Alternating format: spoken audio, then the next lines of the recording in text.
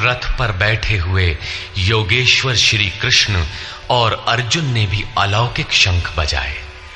अलौकिक का अर्थ है लोकों से परे।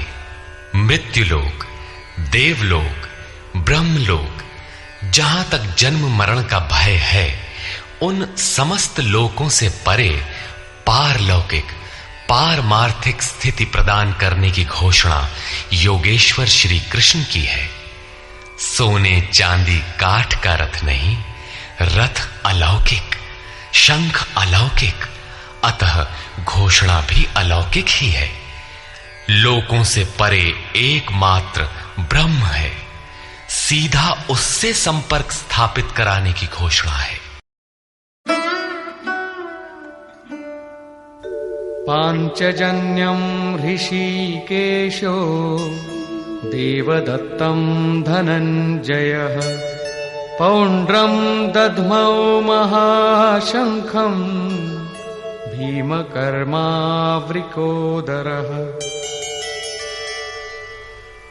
ऋषिकेशः, जो हृदय के सर्वस्व ज्ञाता है, उन कृष्ण ने 5 जन्य शंख बजाया।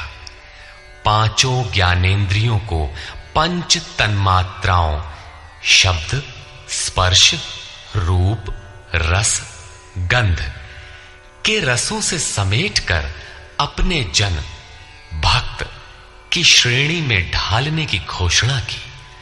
विकराल रूप से बहकती हुई इंद्रियों को समेटकर उन्हें अपने सेवक की श्रेणी में खड़ा कर देना हृदय से प्रेरक सद्गुरु की देन है। श्री कृष्ण एक योगेश्वर सद्गुरु थे। शिष्यस्ते हम, भगवन मैं आपका शिष्य हूं। बाह्य विषय वस्तुओं को छोड़कर ध्यान में इष्ट के अतिरिक्त दूसरा न देखें, दूसरा न सुने, न दूसरे का स्पर्श करें। यह सद्गुरु के अनुभव संचार पर निर्भर करता है। देवदत्तम धनंजयः, दैवी संपत्ति को अधीन करने वाला अनुराग ही अर्जुन है। इष्ट के अनुरूप लगाव, जिसमें विरह, वैराग्य, अश्रुपात हो। गदगद गिरा नयन बह नीरा, रोमांच हो। इष्ट के अतिरिक्त अन्य विषय वस्तु का लेश मात्र टकराव न होने पाए, उसी को अनुराग कहते हैं। यदि यह सफल होता है तो परम देव परमात्मा में प्रवेश दिलाने वाली दैवी संपद पर आधिपत्य प्राप्त कर लेता है। इसी का दूसरा नाम धनंजय भी है। एक धन तो बाहरी संपत्ति है, जिससे शरीर निर्वाह की व्यवस्था होती है। आत्मा से इसका कोई संबंध नहीं है। इससे परे स्थिर आत्मिक संपत्ति ही निज संपत्ति है। बृहदारण्य कोपनिषद में याज्ञवल्क्य ने मैत्रेयी को यही समझाया कि धन से संपन्न पृथ्वी के स्वामित्व से भी अमृतत्व की प्राप्ति नहीं हो सकती। उसका उपाय आत्मिक संपत्ति है। भयानक कर्म वाले भीमसेन ने पौंड्र अर्थात प्रीति नामक महाशंख बजाया। भाव का उद्गम और निवास स्थान हृदय है, इसलिए इसका नाम वृकोदर है।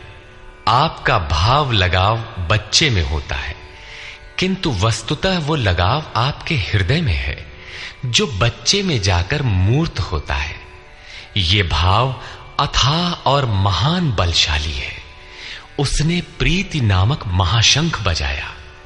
भाव में ही वो प्रीति निहित है, इसीलिए भीम ने पौंड्र प्रीति नामक महाशंख बजाया। भाव महान बलवान है, किंतु प्रीति संचार के माध्यम से। हरि व्यापक सर्वत्र समाना, प्रेम ते प्रकट हो ही मैं जाना। अनंत विजयं राजा कुंती पुत्रो युधिष्ठिरः नकुलः सहदेवश्च सुघोषमणिपुष्पकौ। कुंती पुत्र राजा युधिष्ठिर ने अनंत विजय नामक शंख बजाया। कर्तव्य रूपी कुंती और धर्म रूपी युधिष्ठिर। धर्म पर स्थिरता रहेगी तो अनंत विजयम, अनंत परमात्मा में स्थिति दिलाएगा। युद्धे स्थिरः सह युधिष्ठिरः। प्रकृति पुरुष क्षेत्र क्षेत्रज्ञ के संघर्ष में स्थिर रहता है, महान दुख से भी विचलित नहीं होता। तो एक दिन जो अनंत है, जिसका अंत नहीं है, वो है परम तत्व परमात्मा, उस पर विजय दिला देता है। नियम रूपी नकुल ने सुघोष नामक शंख बजाया। ज्यों ज्यों नियम उन्नत होगा, अशुभ का शमन होता जाएगा, शुभ घोषित होता जाएगा। सत्संग रूपी सहदेव ने मणि पुष्पक शंख बजाया। मनीषियों ने प्रत्येक श्वास को बहुमूल्य मणि की संज्ञा दी है। हीरा जैसी श्वासा बातों में बीती जाए। एक सत्संग तो वो है जो आप सत्पुरुषों की वाणी से सुनते हैं, किंतु यथार्थ सत्संग आंतरिक है। श्री कृष्ण के अनुसार आत्मा ही सत्य है, सनातन है। चित्त सब ओर से सिमटकर आत्मा की संगत करने लगे, यही वास्तविक सत्संग है।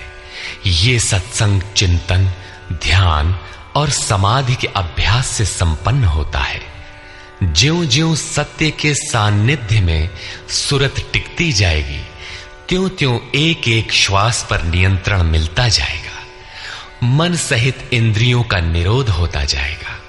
जिस दिन सर्वथा निरोध होगा, वस्तु प्राप्त हो जाएगी। वाद्य यंत्रों की तरह चित्त का आत्मा के स्वर में स्वर मिलाकर संगत करना ही सत्संग है। बाह्य मणि कठोर है, किंतु श्वास मणि पुष्प से भी कोमल है। पुष्प तो विकसित होने या टूटने पर कुम्हलाता है, किंतु आप अगले श्वास तक जीवित रहने की गारंटी नहीं दे सकते। किंतु सत्संग सफल होने पर प्रत्येक श्वास पर नियंत्रण दिलाकर परम लक्ष्य की प्राप्ति करा देता है। इसके आगे पांडवों की कोई घोषणा नहीं है, किंतु प्रत्येक साधन कुछ न कुछ निर्मलता के पथ में दूरी तय करता है। आगे कहते हैं,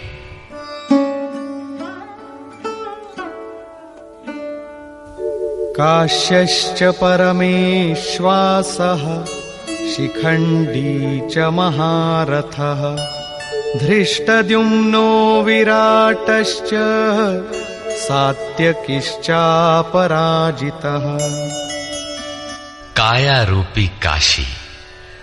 पुरुष जब सब ओर से मन सहित इंद्रियों को समेटकर काया में ही केंद्रित करता है, तो परमेश्वासः, परम ईश में वास का अधिकारी हो जाता है। परम ईश में वास दिलाने में सक्षम काया ही काशी है। काया में ही परम ईश का निवास है। परमेश्वास का अर्थ श्रेष्ठ धनुष वाला नहीं, बल्कि परम धन ईश धन वास है। शिखा सूत्र का त्याग ही शिखंडी है। आजकल लोग सिर के बाल कटा लेते हैं और सूत्र के नाम पर गले की जनेऊ हटा लेते हैं, अग्नि जलाना छोड़ देते हैं। हो गया सन्यास उनका। नहीं, वस्तुतः शिखा लक्ष्य का प्रतीक है जिसे आपको पाना है, और सूत्र है संस्कारों का। जब तक आगे परमात्मा को पाना शेष है, पीछे संस्कारों का सूत्रपात लगा हुआ है, तब तक त्याग कैसा, सन्यास कैसा? अभी तो चलने वाले पथिक हैं। जब प्राप्तव्य प्राप्त हो जाए, पीछे लगे हुए संस्कारों की डोर कट जाए, ऐसी अवस्था में ब्रह्म सर्वथा शांत हो जाता है। इसलिए शिखंडी ही ब्रह्म रूपी भीष्म का विनाश करता है। शिखंडी चिंतन पथ की विशिष्ट योग्यता है, महारथी है। धृष्टद्युम्न दृढ़ और अचल मन तथा विराटः सर्वत्र विराट ईश्वर का प्रसार देखने की क्षमता इत्यादि दैवी संपद के प्रमुख गुण हैं। सात्विकता ही सात्य की है। सत्य के चिंतन की प्रवृत्ति अर्थात सात्विकता यदि बनी है तो कभी गिरावट नहीं आने पाएगी, इस संघर्ष में पराजित नहीं होने देगी। द्रुपदो द्रौपदेयाश्च सर्वशः पृथिवीपते सौभद्रश्च महाबाहुः शंखान् दद्मुः पृथक् पृथक्। अचल पददायक द्रुपद और ध्यान रूपी द्रौपदी के पांचों पुत्र सहृदयता, वात्सल्य, लावण्य, सौम्यता इत्यादि साधन में महान सहायक महारथी हैं तथा बड़ी भुजा वाला अभिमन्यु, इन सब ने पृथक पृथक शंख बजाए। भुजा कार्यक्षेत्र का प्रतीक है। जब मन भय से रहित हो जाता है तो उसकी पहुंच दूर तक हो जाती है। हे राजन, इन सब ने अलग अलग शंख बजाए, कुछ न कुछ दूरी सभी तय कराते हैं। इनका पालन आवश्यक है, इसलिए इनके नाम गिनाए। इसके अतिरिक्त कुछ दूरी ऐसी भी है जो मन बुद्धि से परे है। भगवान स्वयं ही अंतःकरण में विराज कर तय कराते हैं। इधर दृष्टि बनकर आत्मा से खड़े हो जाते हैं और सामने स्वयं खड़ा होकर अपना परिचय करा लेते हैं।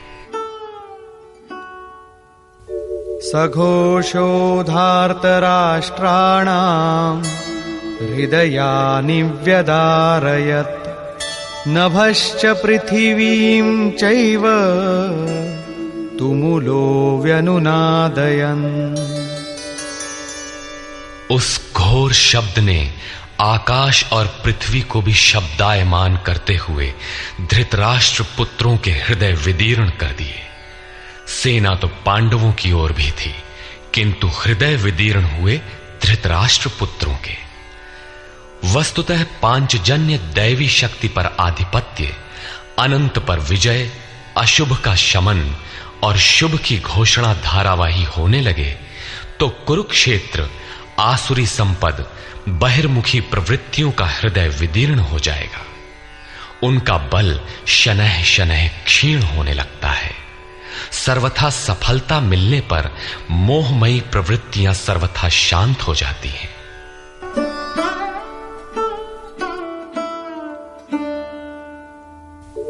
अथ व्यवस्थितान् दृष्ट्वा धार्तराष्ट्रान् कपिध्वजः प्रवृत्ते शस्त्रसम्पाते धनुरुद्यम्य पाण्डवः ऋषिकेशं तदा वाक्यम् इदमाह महीपते सेनयोरुभयोर्मध्ये रथं स्थापयमेच्युत।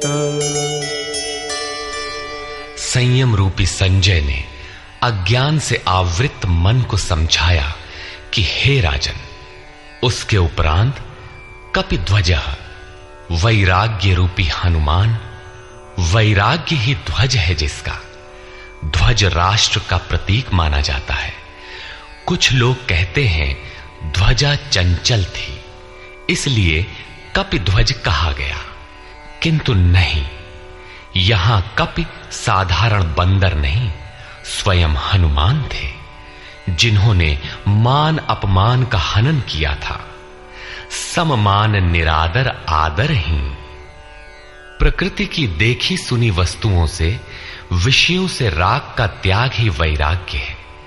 अतः वैराग्य ही जिसकी ध्वजा है, उस अर्जुन ने व्यवस्थित रूप से धृतराष्ट्र पुत्रों को खड़े देखकर शस्त्र चलने की तैयारी के समय धनुष उठाकर ऋषिकेशम, जो हृदय के सर्वस्व ज्ञाता है, उन योगेश्वर श्री कृष्ण से ये वचन कहा, हे अच्युत, जो कभी च्युत नहीं होता, मेरे रथ को दोनों सेनाओं के बीच खड़ा करिए।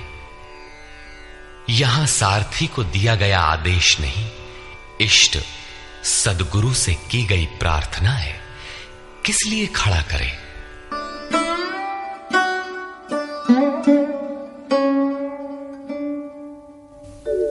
यावदेतान्निरीक्षेऽहम् योद्धुकामानवस्थितान् कैर्मया सह योद्धव्यम् अस्मिन् रणसमुद्यमे।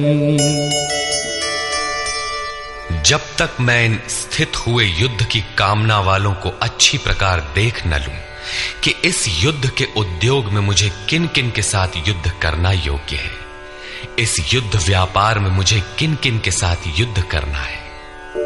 योत्स्यमानान् वेक्षेऽहम् य एतेऽत्र समागताः धार्तराष्ट्रस्य दुर्बुद्धेर्युद्धे प्रियचिकीर्षवः। दुर्बुद्धि दुर्योधन का युद्ध में कल्याण चाहने वाले जो ये राजा लोग इस सेना में आए हैं, उन युद्ध करने वालों को मैं देखूंगा, इसलिए खड़ा करें। मोह रूपी दुर्योधन, मोहमयी प्रवृत्तियों का कल्याण चाहने वाले जो राजा इस युद्ध में आए हैं, उनको मैं देख लूं। संजय उवाच।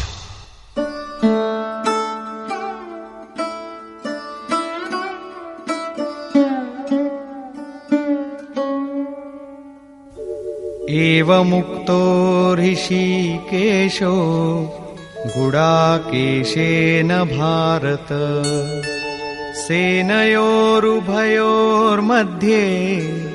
स्थापयित्वा रथोत्तमम् भीष्मद्रोणप्रमुखतः सर्वेषां च महीक्षिताम् उवाच पार्थ पश्यैतान् समवेतान् कुरुनीति।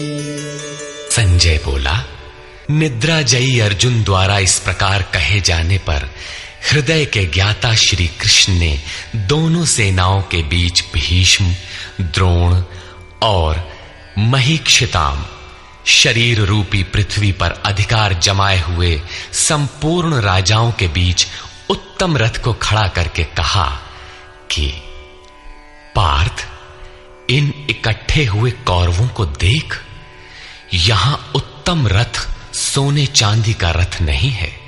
संसार में उत्तम की परिभाषा नश्वर शरीर के प्रति अनुकूलता प्रतिकूलता से की जाती है। ये परिभाषा अपूर्ण है। जो हमारे आत्मा हमारे स्वरूप का सदैव साथ दे, वही उत्तम है, जिसके पीछे अनुत्तम मलिनता न हो।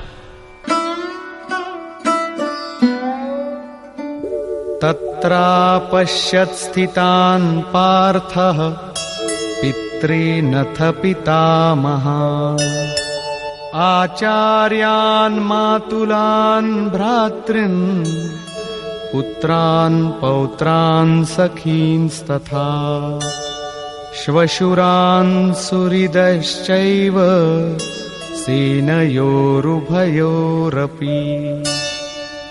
इसके उपरांत अचूक लक्ष्य वाले पार्थिव शरीर को रथ बनाने वाले पार्थ ने उन दोनों सेनाओं में स्थित पिता के भाइयों को, पितामहों को, आचार्यों को, मामाओं को, भाइयों को, पुत्रों को, पौत्रों को, मित्रों को, श्वसुरों को और सुहृदों को देखा। दोनों सेनाओं में अर्जुन को केवल अपना परिवार, मामा का परिवार, ससुराल का परिवार, सुहृद और गुरुजन दिखाई पड़े। प्रचलित गणना के अनुसार 18 अक्षौहिणी 2.5-3 अरब के लगभग होता है, जो आज के विश्व की जनसंख्या के समकक्ष है। इतने मात्र के लिए यदा कदा विश्व स्तर पर आवास खाद्य समस्या बन जाती है। इतना बड़ा जन समूह अर्जुन के 3-4 रिश्तेदारों का परिवार मात्र था। क्या इतना बड़ा भी किसी का परिवार होता है? कदापि नहीं। ये हृदय देश का चित्रण है। तान् समीक्ष्य स कौन्तेयः सर्वान् बन्धूनवस्थितान् कृपया परयाविष्टो विषीदन्निदमब्रवीत्। इस प्रकार खड़े हुए उन संपूर्ण बंधुओं को देखकर अत्यंत करुणा से आवृत वो कुंती पुत्र अर्जुन शोक करता हुआ बोला। अर्जुन उवाच।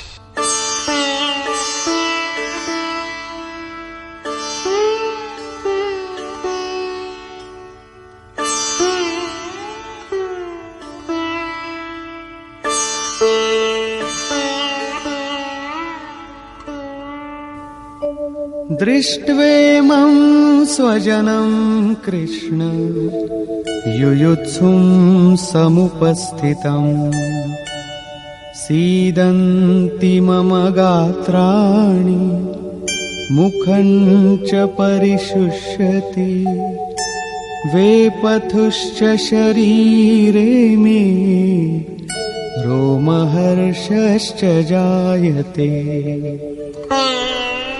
हे कृष्ण, इस युद्ध की इच्छा वाले खड़े हुए स्वजन समुदाय को देखकर मेरे अंग शिथिल हुए जाते हैं, मुख सूखा जाता है और मेरे शरीर में कंप तथा रोमांच हो रहा है। इतना ही नहीं, गांडीवं स्रंसते हस्तात् त्वक्चैव परिदह्यते न च शक्नोम्यवस्थातुं भ्रमतीव च मे मनः। हाथ से गांडीव गिरता है, त्वचा भी जल रही है। अर्जुन को ज्वर सा हो आया, संतप्त हो उठा कि ये कैसा युद्ध है जिसमें स्वजन ही खड़े हैं। अर्जुन को भ्रम हो गया। वो कहता है, अब मैं खड़ा रह पाने में भी अपने को असमर्थ पा रहा हूं, अब आगे देखने की सामर्थ्य नहीं है। निमित्तानि च पश्यामि विपरीतानि केशव न च श्रेयोनुपश्यामि हत्वा स्वजनमाहवे। हे केशव, इस युद्ध का लक्षण भी विपरीत ही देखता हूं। युद्ध में अपने कुल को मारकर परम कल्याण भी नहीं देखता हूं। कुल को मारने से कल्याण कैसे होगा?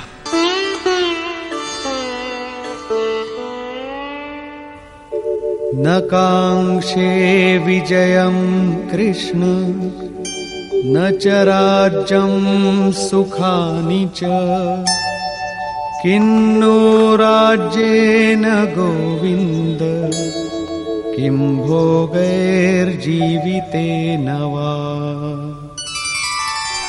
संपूर्ण परिवार युद्ध के मुहाने पर है। इन्हें युद्ध में मारकर विजय से मिलने वाला राज्य और राज्य से मिलने वाला सुख अर्जुन को नहीं चाहिए।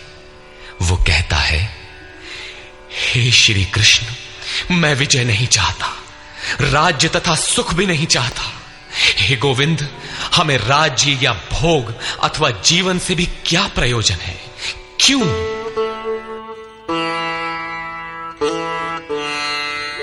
येषामर्थे कांक्षितं नो राज्यं भोगाः सुखानि च तैमेव स्थिता युद्धे प्राणान् त्यक्त्वा धनानि च। हमें जिनके लिए राज्य भोग और सुखादिक इच्छित हैं, वे ही परिवार जीवन की आशा त्याग कर युद्ध के मैदान में खड़े। हमें राज्य इच्छित था तो परिवार को लेकर, भोग सुख और धन की पिपासा थी तो स्वजन और परिवार के साथ उन्हें भोगने की थी। किंतु जब सब के सब प्राणों की आशा त्याग कर खड़े हैं तो मुझे सुख राज्य या भोग नहीं चाहिए। ये सब इन्हीं के लिए प्रिय थे। इनसे अलग होने पर हमें इनकी आवश्यकता नहीं है। जब तक परिवार रहेगा तब तक ये वासनाएं भी रहती हैं।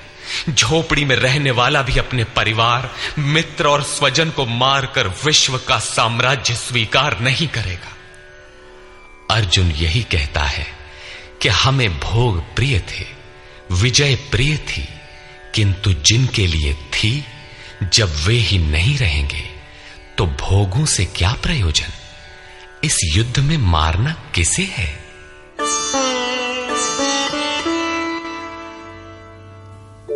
आचार्याः पितरः पुत्राः तथैव च पितामहाः मातुलाः श्वशुराः पौत्राः शालाः संबंधिनस्तथा।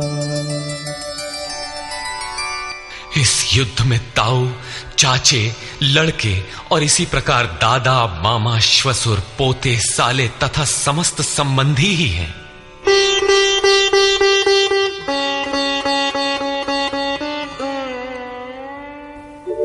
एतान्न हन्तुमिच्छामि घ्नतोऽपि मधुसूदन अपि त्रैलोक्यरा